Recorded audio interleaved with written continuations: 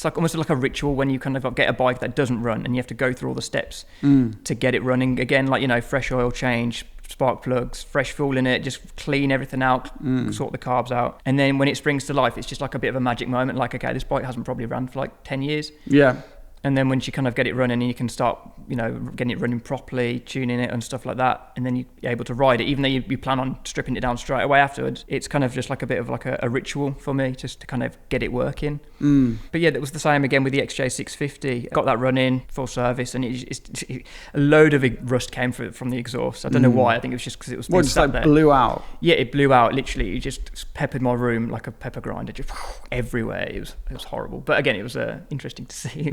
Bit of a spectre. Good content. Yeah, it was good content. Yeah, I keep forgetting that, good content. But yeah, you know, it's just, and then you get an idea. It's like, okay, well, where do you want to go with this? How do you want this bike to look? You know, what can you do with this platform? Even though it's got a bigger engine, you know, you've got more carbs to mess with, which is a bit more trickier, so on and so on. But yeah, like with that one, I went twin brick headlights, which was very controversial at the time. They came off a CRV 750, I believe. And yeah, they then I think it was X-Axis built one, and it just looked incredible. I must admit, I do remember those. Yes. It's like two Scrabble tiles. They're like literally huge, like, well, yeah, big ones, but just literally dead square. Yeah, exactly. And I was like, well, if I can make this look good, well, what else can I do? And like, again, it was very Marmite at the time, like showing people what I wanted to do, and people were like, no, that'll look rubbish.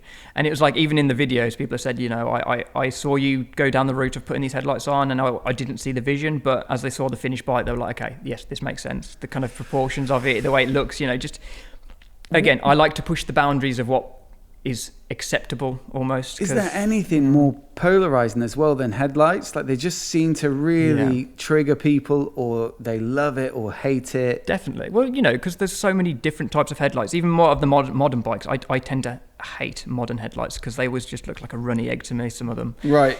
They were, you know, they have a bit of a droop down, a bit of a weird oblong oval shape, but I just prefer a nice, obvious, like circle round headlight with like a regular bulb, or just something different like a square light.